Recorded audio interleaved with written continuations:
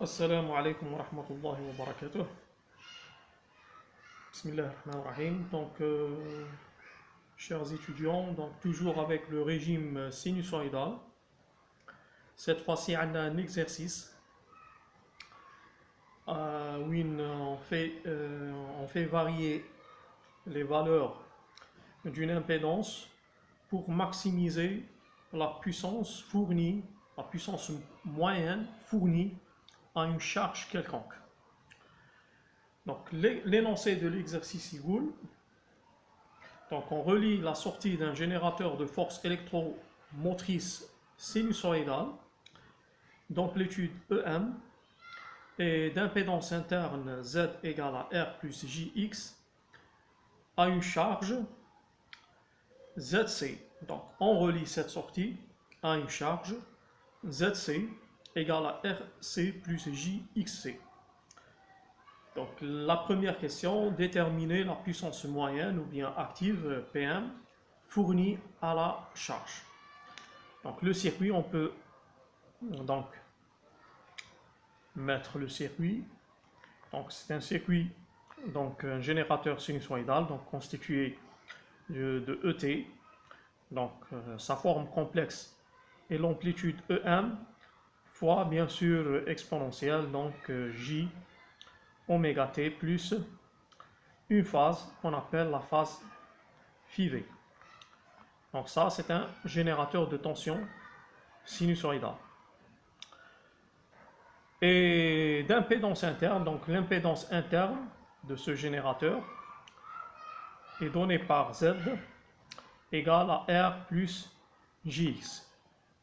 Donc, ce générateur est relié à une impédance externe, ou bien à une charge plutôt, à une charge, ZC égale à RC plutôt, plus JXC. Voilà. Donc le courant qui passe, c'est un courant I en notation complexe. La première question, on vous demande de déterminer la puissance moyenne, autrement dit la puissance active, PM, fournie à la charge, c'est-à-dire la charge ZC. Donc on sait que d'abord, avant de calculer la puissance moyenne, parce que la puissance moyenne, ce n'est que 1/2 de la partie réelle de quoi? De la puissance complexe. Très bien, donc il faut d'abord calculer la puissance complexe. Bon, la puissance complexe égale à quoi? Eh bien, la puissance complexe égale à la tension U. Donc, la tension, si vous voulez, la tension appliquée sur la charge, qu'on appelle UC, multipliée par le courant I qui circule. D'accord? En notation, en astérix, cela veut dire que c'est X c'est le conjugué de X. C'est le conjugué de X.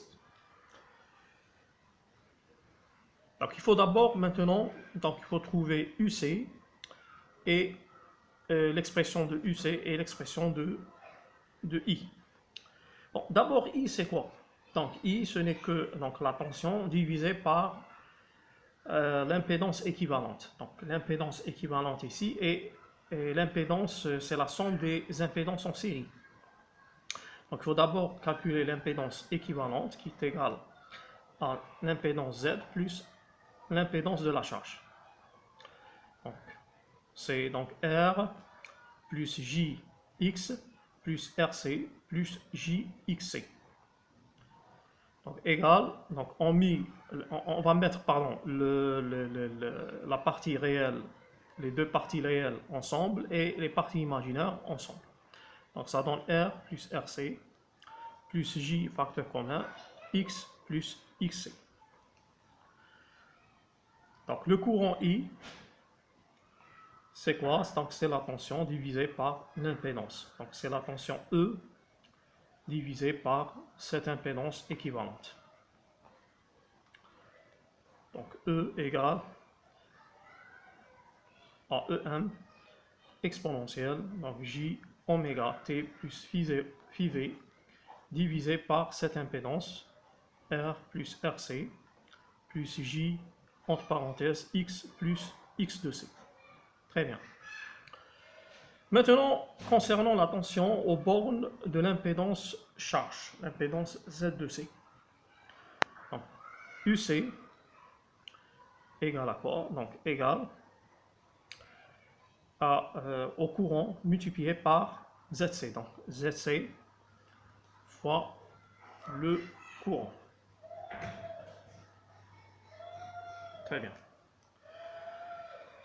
Donc, la puissance complexe égale à combien? À quoi? Donc, c'est UC. On a dit que c'est UC fois I complexe, le conjugué de I complexe. Donc, ça donne UC, on remplace UC par ZC fois I complexe.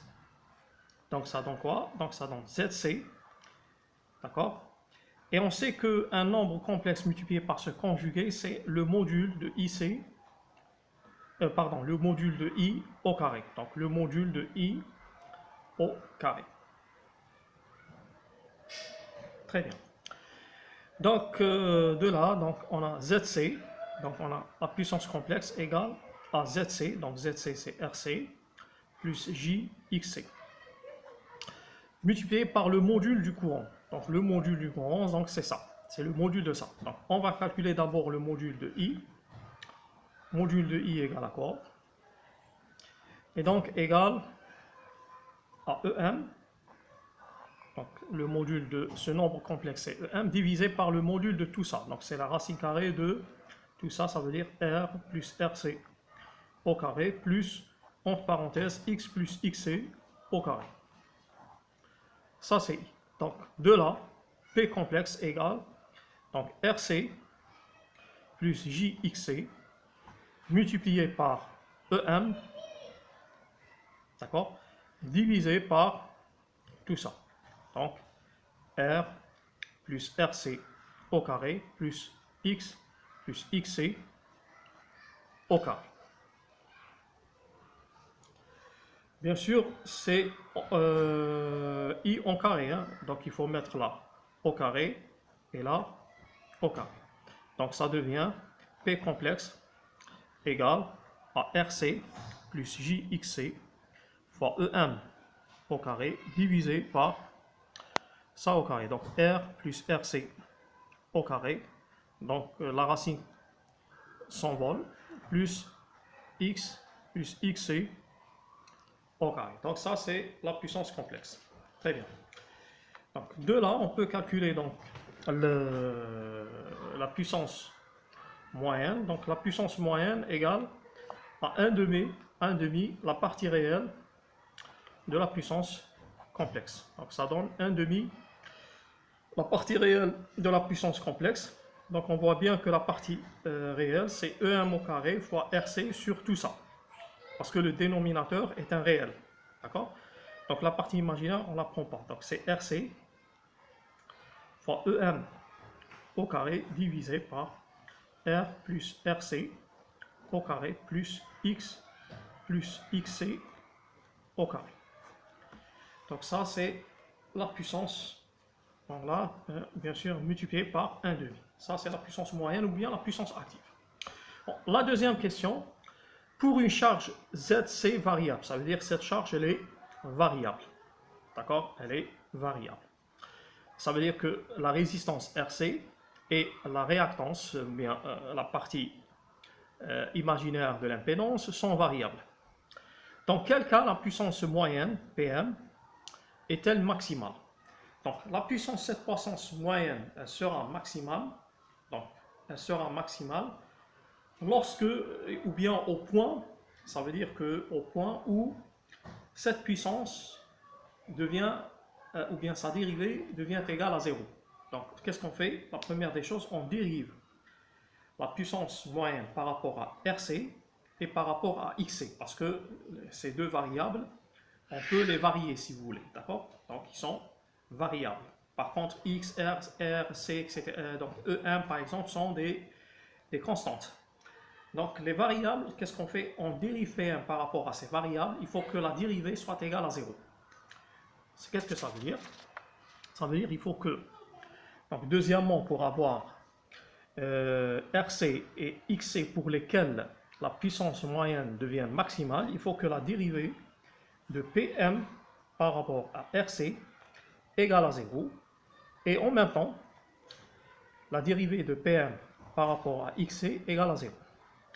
On dérive d'abord par rapport à puissance PM par rapport à RC. Bon, là, je vais écrire PM, la puissance PM qu'on vient de trouver, c'est 1 demi. Donc RC, EM au carré, divisé par R plus RC au carré, plus X plus XC au carré. Donc la dérivée par rapport à RC. Donc c'est 1 demi, on va écrire là, 1 demi. Donc on dérive le numérateur, donc c'est EM au carré, multiplié par le dénominateur, c'est R plus RC au carré, plus X plus XC au carré. Moins, donc on laisse le numérateur tel qu'il est, RC EM au carré, fois la dérivée de tout ça, par rapport à RC. Bon, par rapport à RC, X plus XC, ça vaut 0. Donc, il ne reste que ça à dériver par rapport à RC. Donc, ça donne 2 fois R plus RC. Fois la dérivée de RC par rapport à RC, ça donne 1. Donc, multiplié par 1, c'est 1.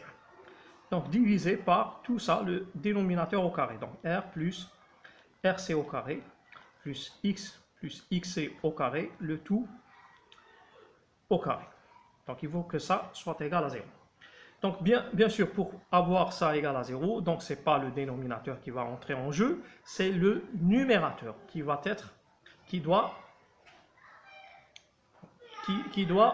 être annulé ou bien qui doit s'annuler. Donc, ça veut dire que la dérivée de PM par rapport à RC égale à 0, cela veut dire que donc, tout ça égale à 0. Donc, EM au carré fois R plus RC au carré plus X plus XC au carré, moins RC, EM au carré, fois 2, R plus RC égale à 0. Bon, d'abord, on a EM, un facteur commun, on peut donc, simplifier, EM. Donc, il me reste là que ça, donc ça et ça et ça, d'accord? Donc, c'est R. Donc, je peux mettre là R plus RC comme facteur commun, donc je peux écrire R plus RC comme facteur commun, multiplié par R plus RC. Ça. Et bien sûr, moins tout ça. Donc, moins RC fois, etc. Donc, RC fois 2 fois, etc. Donc, c'est 2 RRC. Donc, c'est... Pardon. Donc, on a mis R plus RC facteur commun, c'est moins 2 RC. Moins 2 RC. Très bien. Plus X plus XC au carré égale à 0. D'accord?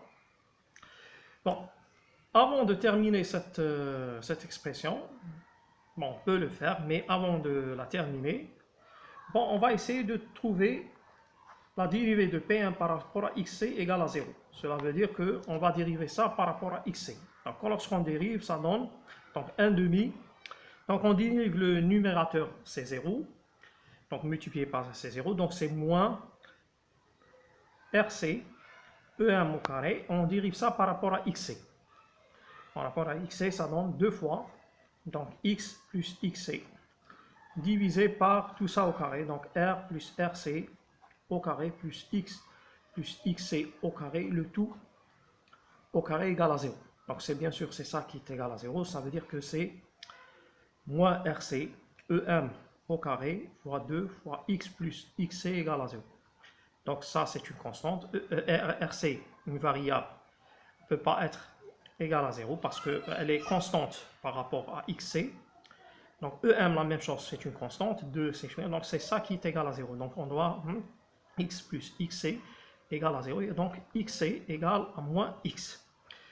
Donc là, on a trouvé déjà que XC, il faut que XC vaut moins X. Donc, on peut remplacer ça dans cette équation. D'accord? La première équation. Donc, la première équation, donc, on peut remplacer donc R plus RC fois donc R plus RC moins 2RC, donc RC moins, donc ça fait R, et RC moins 2RC, ça fait moins RC, plus X, plus XC, donc XC, il faut être moins X, donc ça veut dire X moins X, ça fait 0 au carré égale à 0. Donc on a ça, et ça c'est une identité remarquable, donc R plus RC fois R moins RC, c'est R au carré, moins RC au carré égale à 0, c'est-à-dire RC au carré égale à R au carré, ou bien RC égale à R. Donc, P1 est maximal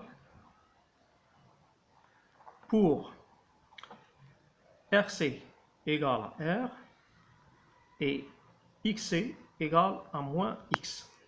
Très bien.